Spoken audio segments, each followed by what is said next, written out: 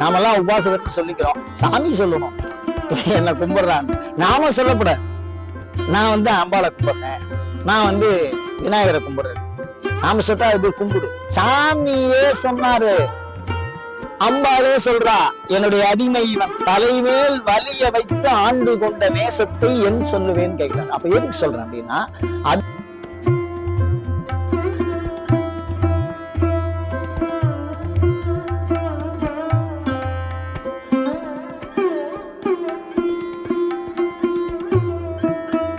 என்ன உள்ளுக்குள்ள உணர்வு, அதனால அந்த உணர்வு அந்த உணர்வோடு படிச்சா 3/4 மணி நேரத்துல அம்பாள் நம்ம ஆத்துல இருப்போம். அதுல ஒன்றும் சந்தேகமே இல்லை. பாராயணம் முடிக்கிறதுக்கு முன்னாடி ஆத்துக்கு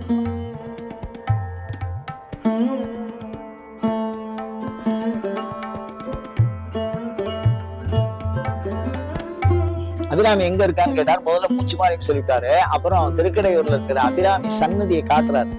இங்கதான் நான் பரிச்சாரகனா வேலை செய்யறேன், இந்த அம்பாளை தான் நான் சொன்னேன், அபிராமின்னு சொன்னேன், இதோ நிக்கிறதே தான், இவரை தான் சொன்னேன் அப்படின்னு சொல்றாரு. உடலை பெற்ற தாய், உயிரை பெற்ற தாய், அதெல்லாம் பெற்ற தாய்ன்னு சொல்றாரு. அந்த வார்த்தைக்குள்ள அவ்வளவு ஆழம் இருக்கு. தாயாருக்கு என்ன சிறப்பு அப்படின்னா, தாயாருக்கு என்ன சிறப்பு அப்படின்னா, என்னதான் நீங்க தப்பு பண்ணாலும் தான் பையன்தான் தனக்கு வசதி.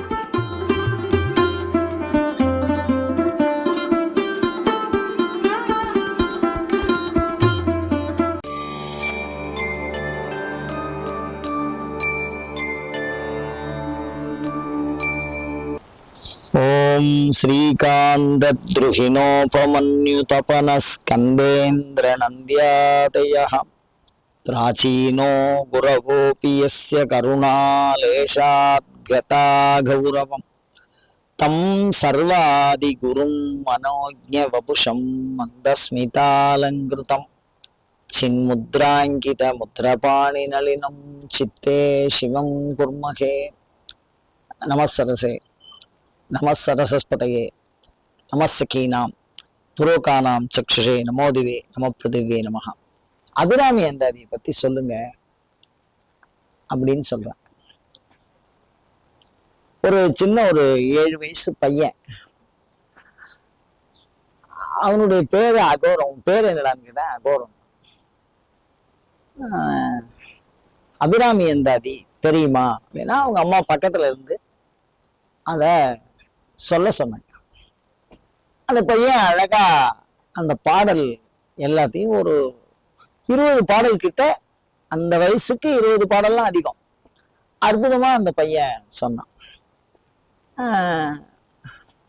இப்ப என்ன அப்படின்னா, அந்த பையன் ஒரே ஒரு கேள்விதான் கேட்டான்.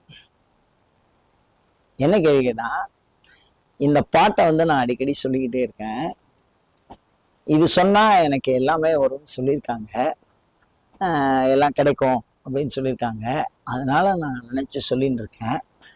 எனக்கு வந்து இது வரைக்கும் வந்து அப்படி கிடைச்சா மாதிரி தெரியல, நான் என்ன பண்ணும் அப்படின்னு ஒரு இயல்பா ஒரு கேள்வியை கேட்டான். எனக்கு விட நான் ஆடி போச்சு. ஏன்னா எப்படி எனக்கு பதில் சொல்றதுன்னே தெரியல. காரணம் என்னன்னு கேட்டா, அந்த பாடலை சொல்லுகிறோம். இப்ப என்ன, அபிராமி அந்தாதி பாராயணம்னா நம்மலாம் என்ன பண்ணுவோம்? ஓம் தாரமரு கொன்றையும் சண்பகமாலையும் சாத்தும் தில்லை ஊரர்தம் பாகத்து உமை மைந்தனே உலகு ஏழையும் பெற்ற சீர் அபிராமி அந்தாதி எப்போதும் என் சிந்தையுள்ளே காரமரு மேனி கணபதியே நிற்க கட்டுரையே. அவ்வளவுதான். இது மாதிரி படிச்சுட்டே போறோம். ஏன்னா எல்லாருக்கும் ஞாபகம் வரும், புத்தகத்தை அப்படித்தானே வச்சுன்னு படிக்கிறோம். ஆனால் எப்படி சொன்னால் அபிராமி முன்னே தோன்றுவாள், எப்படி சொன்னால் நான் சொல்லுகிற அபிராமி அந்தாதியின் பாராயண சொற்களானது இறைவியினுடைய காதுகளை எட்டும். அப்ப என்ன செய்யலாம் அப்படின்னு கேட்டா, அபிராமி பற்றி சொன்ன மாதிரி சொன்னா அபிராமி வந்து 3/4 மணி நேரத்துல அழுகிறோம், வெறும் 3/4 மணி நேரம். அபிராமி பட்டது அபிராமி அந்தாதியை எடுத்துக்கொண்ட நேரம், எழுதுறதுக்கு எடுத்துக்கொண்ட நேரம் 3/4 மணி நேரம் தான். அந்த 3/4 மணி நேரத்துக்குள்ள அவர் வந்து சதசூத்திரம் மேல ஏறி, நெருப்பு மேல ஏறி ஒவ்வொரு பாட்டா அறுத்து 3/4 மணி நேரத்துல முடிச்சுட்டார். அவ்வளவு பாட்டையும் சரசரன்னு அம்பாளை முன்னாடி வச்சுன்னு நேத்திக்கு பார்த்தோம். அப்போ என்ன மாதிரி சொன்னால் அந்த அபிராமி அந்தாதியின் பாராயண பயனை நாம் முழுவதுமாக அடைய முடியும் என்பதை இந்த வகுப்பிலே சிந்திக்க இருக்கிறோம். முதல்ல பாருங்க, முதல் பாட்டுல சொல்றாரு, உதிக்கின்ற செங்கதிர் உச்சி திலகம். இந்த ஒரு வார்த்தையை மாத்திரம் ஞாபகம் வச்சுங்க, உணர்வுடையோர். இந்த உணர்வுனா என்ன? அபிராமி பட்டருக்கும் அபிராமிக்கும் என்ன மாதிரி ஒரு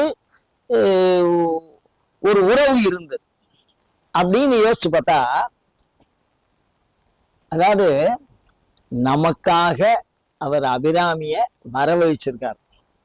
அதுக்கு முன்னாடி பல தடவை அவர் அபிராமியை பார்த்திருக்கார், பல தடவை அபிராமி கிட்ட பேசியிருக்கார். ஆனா அது சமூகத்துக்கு தெரியாமலே இருந்தது. இப்படிப்பட்ட ஒரு மறைந்த வழிபாடு செய்யக்கூடிய ஒரு உத்தமமான பக்தனை அம்பாலே வெளிப்படுத்தணும்னு ஆசைப்பட்டுதான் இந்த மாதிரி ஒரு சூழலை உருவாக்கி இருக்கிறாள். அப்படி உருவாக்கினதுனாலதான் நமக்கு அபிராமி அந்தாதி வெளிப்பட்டு தெரிஞ்சுது. அபிராமி பட்டர் மிகச்சிறந்த பக்தன். அப்படி என்ன அவங்க ரெண்டு பேருக்குள்ள ரிலேஷன் அப்படின்னா, இப்போ உள்ளவங்க மாதிரி மைக்க முன்னாடி பிடிச்சு நீங்க அமாவாசைய பாடி பௌர்ணமி ஆக்கியிருக்காங்களாமே, அதை பத்தி நீங்க எப்படி உங்களுக்கும் அபிராமிக்கும் என்ன மாதிரி ஒரு ரிலேஷன்ஷிப், உங்களுக்காக அவங்க வந்து காதலுக்கிற தோடையே கட்டி பௌர்ணமியை வரவழைச்சிருக்காங்க அப்படின்னு கேட்டா, அப்படின்னா அவர் சொல்றதுக்கு அவர் நாக்கு தடுமாறுறாரு. காரணம் என்னன்னா, உணர்வு தடுக்கிறது. என்ன சொல்றாரு, துணையும் அப்படின்னா என் கூடவே எப்பவுமே அபிராமி இருப்பா. துணையும் அப்படின்னா பக்கத்திலே இருக்காரு. எப்ப துணை வேணும் அப்படின்னா, பயந்த தனி வழிக்கே துணை அப்படின்னு சொல்றாரு. பயந்த தனி வழின்னா என்ன தெரியுமா? செத்து போனா தனியா கணக்குல விட்டுருவா, ஏகோத்திஷ்டம்னு பேரு. செத்து போறவங்க கூட யாரும் வந்து சேர்ந்து நான் இறந்து விடுகிறேன் சொல்லிட்டு யாரும் போறதில்ல. பயந்த தனி வழி, அந்த இறப்பின் வரை என் உடன் வருகிற துணை அபிராமி. அதனால துணையும்னு சொல்ற. எப்ப ஆரம்பிச்சா துணைக்கு வரத்துக்கு? அபிராமி எப்ப வந்து கூட வர ஆரம்பிச்சா? என் பின்னாடி சாவர வரைக்கும் பின்னாடி வரா, அதுக்கப்புறமும் வரா, அது வேற விஷயம். முன்னாடி எப்போ வரான்னா, பொன்றாது நின்று புரிகின்றவா. இதெல்லாம் வரி. அந்த வரி அப்படியே நீங்க யோசிச்சு யோசிச்சு அப்படியே சேர்க்கணும். அந்தாதி ஒரு தனிப்பாடல் கிடையாது, அது ஒரு மாலை. இந்த கடைசியில அந்த கடைசிக்கு தாவும், அந்த கடைசியில இந்த கடைசிக்கு தாவிக்கலாம். ஒரு தொகுப்பு கருத்து. அப்ப என்ன சொல்றார், பொன்றாது நின்று அப்படின்னா, என்னைக்கு நான் இந்த பூமியில வந்து பிறந்தனோ, எனக்கான உடல் கொடுக்கப்பட்டதோ, அதுலேருந்து என் கூடவே இருக்கா. பொன்றாது நின்று, ஒரு நிமிஷம் கூட இன்னும் விலகலாத, என் கூடவே இருக்கா. அப்ப அபிராமி அவர் என்ன நினைக்கிறார் அப்படின்னா, மூச்சு மாறி நினைக்கிறார். பிறந்தது முதல் இறப்பது வரை என் உடன் இருப்பது மூச்சு ஒன்றே. பொன்றாது நின்று, அது போயிடுத்தனா நான் எங்கேயாவது போயிடுவேன், அவ்வளவுதான். என்ன எனக்கே தெரியாது. அப்ப என் கூடவே என் மூச்சை போன்று அபிராமிக்கும் அபிராமி பட்டிருக்க என்ன ரிலேஷன்னா, அபிராமி பற்று மூச்சு, அபிராமி மூச்சு, அபிராமி பற்று உடல். யோசிச்சு பாருங்க. இந்த மூச்சு விட்டுருத்துன்னா ஒண்ணும் இல்லை. அதனால தனம் தரும் அப்படின்னு ஒரு வார்த்தையை சொல்லுவார். தனம்னா என்னன்னா, எல்லாரும் காசுன்னு நினைச்சிருக்கோம். தனம்ங்கிறதுக்கு 14 பொருள் இருக்கு. அதுல சொல்றாரு, தனம் அக்னி, தனம் வாயு, தனம் இந்திரோ, தனம் வசுகு. தனம் வாயு, நான் விடுற காத்து எங்க அம்மா.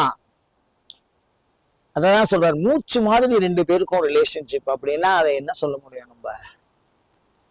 அதுக்கு அடுத்த வார்த்தை சொல்றாரு பாருங்க, துணையும் தொழும் தெய்வமும் அப்படின்னு சொல்றாரு. இப்ப மூச்சு என் கூடவே இருக்கு, ஆனா என்னால நான் அது கூட பழகிறேன், இருக்கேன்.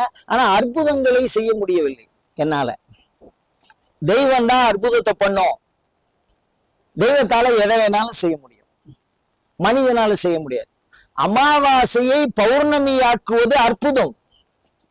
சாதாரணமான தோடு வானத்திலே செல்லுகிற பொழுது நிலவாக மாறுவது அற்புதம். இந்த அற்புதங்களை சாதாரண மனிதன் செய்து காட்ட முடியாது, இறைவிதான் செய்ய முடியும். அப்ப என்ன அர்த்தம்னா, தொழும் தெய்வம் அப்படின்னார். அபிராமி எங்க இருக்கான்னு கேட்டார். முதல்ல மூச்சுமாரின்னு சொல்லிட்டாரு. அப்புறம் திருக்கடையூர்ல இருக்கிற அபிராமி சன்னதியை காட்டுறாரு. இங்கதான் நான் பரிச்சாரகனா வேலை செய்யறேன்.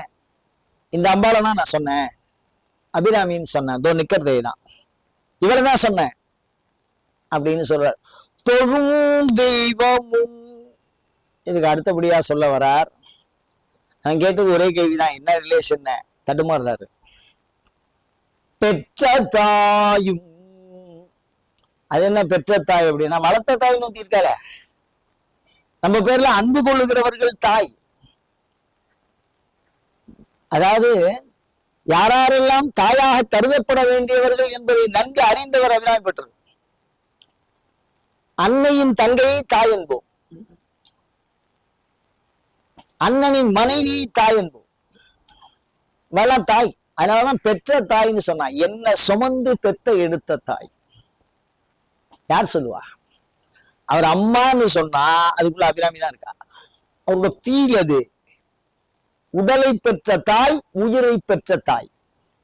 அதனால பெற்ற தாயும்னு சொல்றாரு. அந்த வார்த்தைக்குள்ள அவ்வளவு ஆழம் இருக்கு. தாயாருக்கு என்ன சிறப்பு அப்படின்னா, தாயாருக்கு என்ன சிறப்பு அப்படின்னா, என்னதான் நீங்க தப்பு பண்ணாலும் தான் பையன்தான் தனக்கு வசதி. காக்கைக்கு தன் குஞ்சும் கண்ணங்கரேன்னு இருக்கும், அது எவனும் சீண்டவே மாட்டான். ஆனா அதுக்கு என் குழந்தை எவ்வளவு அழகா இருக்கு பாரு அப்படின்னு அந்த காக்கா சொல்லும். அந்த மாதிரி ஒரு தாயாரினால் மிகுந்த பொருளாக மதிக்கப்படுகிற, அன்பாக நேசிக்கப்படுகிற ஒரு பொருள் தாய்க்கு மகனை தவிர வேறு எதுவுமே இல்லை. அப்படிப்பட்ட சிறப்பு. அதனாலதான் பெற்ற தாய். அப்புறம் அதுக்கப்புறம் என்ன ரிலேஷன்? சுருதிகளின் பனையும் கொழுந்தும் பதிகொண்ட வேறும். ரொம்ப அழகா சொல்றார். வேதத்துல எதெல்லாம் சொல்லப்பட்டிருக்கிறதோ அந்த உண்மை பொருளின் விளக்கமாக இருப்பவள் என் அன்னை அப்படின்னு சொல்றார். அது வேதம், வேதாந்தம் இந்த மாதிரி நிறைய சொல்றார். யோசிச்சு பாருங்க, அபிராமிக்கும் எனக்கு என்ன உறவுன்னா, ஒரு இடத்துல சொல்றாரு பாருங்க, காலம்புற ஒரு 4 மணிக்கா வாக்கிங் போனோம்னா ஒரு நாயை ஒண்ணு பிடிச்சுக்குவா. அது இழுத்துன்னு ஒரு பக்கமா போகும். அந்த எஜமான அந்த ஒரு கயிறு போட்டு இழுத்துட்டு போயிட்டே இருப்பாரு. அது ஏதோ மலை ஜல அவஸ்தைக்காக அதை பிடிச்சுன்னு வரா. அந்த நாய் போன்றவன் நான். அபிராமி போட்டு சொல்றாரு, நான் சொல்ல. அபிராமி குறுக்க நடந்து போறா,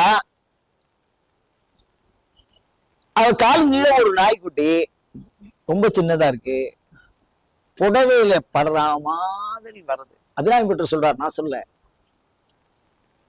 என்னது அப்படின்னு கீழே குனிவோர். யாராவது போற வர வழியில இருக்கே, யாராவது மிதிச்சிட போறா அப்படின்னு கையில தூக்குறா. அந்த நாயை கையில தூக்குறா.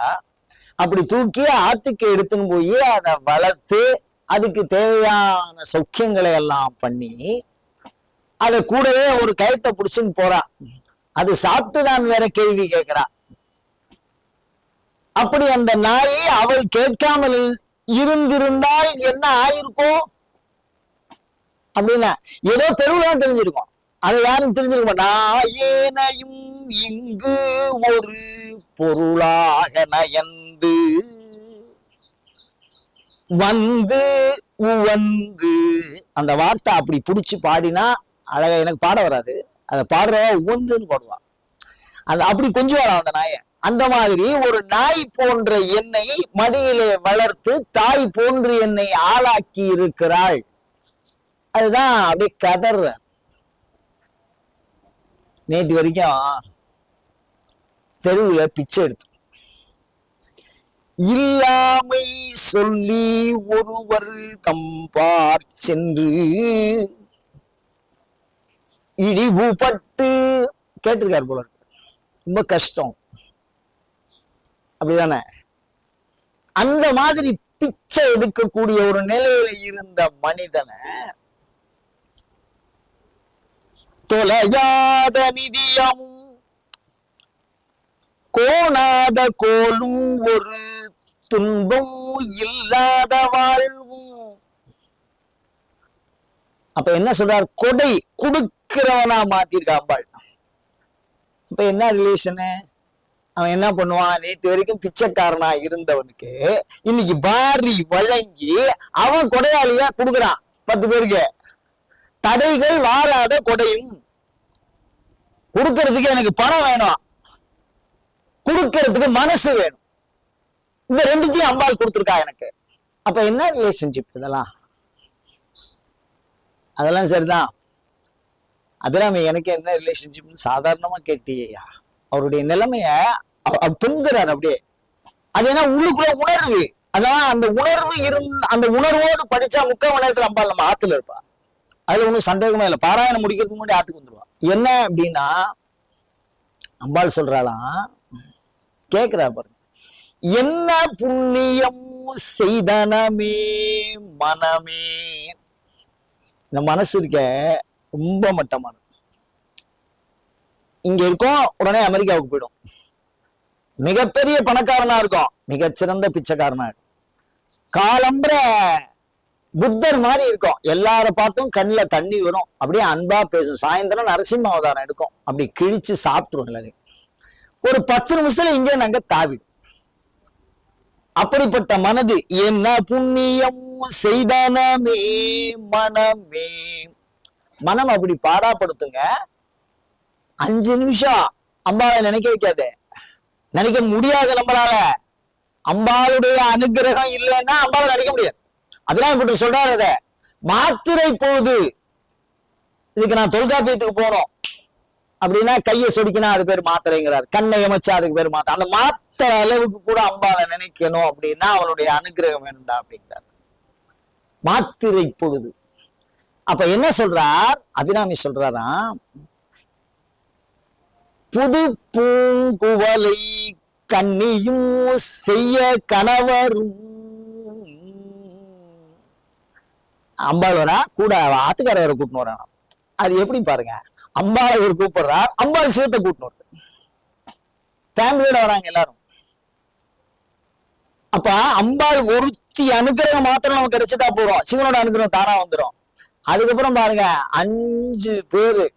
தடக்கையும் 3 2 3 என தோன்றிய மூதறிவும் வள்ளி நீ செய்த. தடக்கை அப்படின்னா விநாயகர்.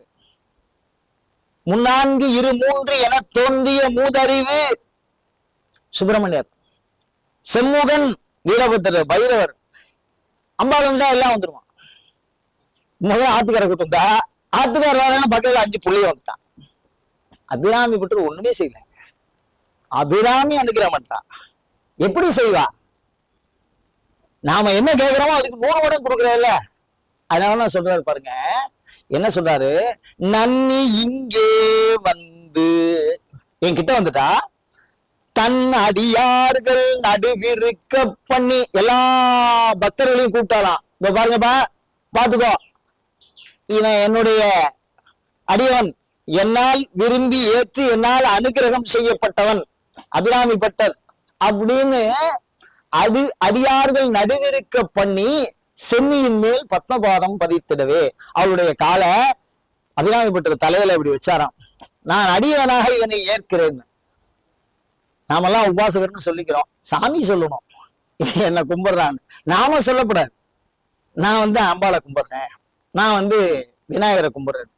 நாம சொல்றா அது போய் கும்பிடு. சாமியே சொன்னாரு, அம்பாளே சொல்றா, என்னுடைய அடிமை இவன், தலைமேல் வலிய வைத்து ஆண்டு கொண்ட நேசத்தை என் சொல்லுவேன்னு கேட்கிறார். அப்ப எதுக்கு சொல்றேன் அப்படின்னா, அபிராமியால் ஊர் அறிய இவன் என் அடியவன் என்று சொன்னவள் நேரடியா.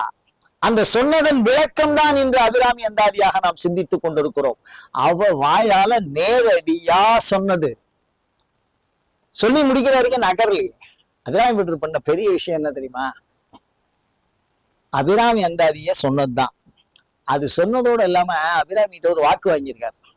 நீ எனக்கு அனுகிரகம் பண்ணுவ, என்னைக்காவது ஒரு நாளைக்கு இப்படி இருக்கும், திடீர்னு விட்டுட்டு என்ன பண்றது? அதனால இந்த பாட்டை யாரு சொன்னாலும், இந்த பாட்டை யாரு சொன்னாலும், இந்த அபிராமி அந்தாதி யாரு பாராயணம் பண்ணினாலும் கண்டிப்பா நீ அனுகிரகம் பண்ணணும். எவ்வளவு பெரிய தியாகி! ஒரு நாய் மாதிரி இருந்தவனை ஒரு மனிதனாக்கி, ஒரு வறுமையில இருந்தவனை ஒரு பணக்காரனாக்கி, ஒரு சுயநலக்காரனை ஒரு பொதுநல, உனது எனது என்று இருப்பார் சிலர் யாவரோடும் பிணங்கேன், என்னது என்னதுன்னு எல்லாத்தையும் புடிச்சுக்கிறோம். அப்படி ஒரு தனியாக வாழ்ந்த ஒரு குடும்பஸ்தனை இந்த உலகத்திற்கு ஒரு மிகச்சிறந்த ஆளா ஆக்கி அழகாக தனக்கும் அபிராமிக்கும் உண்டான அந்த உறவை பதித்திருக்கிறார் அபிராமி பட்டர். அந்த மாதிரி ஒரு உறவை நாம உருவாக்கிக்கணும். அபிராமி எந்தாதி பாராயணத்தை சொல்றதுனால அந்த பொருள் புரிஞ்சு அந்த உணர்வோட சொன்னோம்னா கண்டிப்பான முறையில அம்பாள் அபிராமி பட்டருக்கு எப்படி அனுகிரகம் பண்ணாலோ அதே அனுகிரகத்தை நமக்கும் பண்ணுவா. அப்படிப்பட்ட ஒரு நெருங்கிய உறவை உமையம்மைக்கும் உங்களுக்கும் ஒரு நெருங்கிய அருளுறவை ஏற்படுத்துகிற அற்புத சாதனம் அபிராமி எந்தாதி சொல்லி பயன்பெறுவோமாக. அயம் தர்மஹா உத்தரோத்தர அபிவிருத்தி ரஸ்து.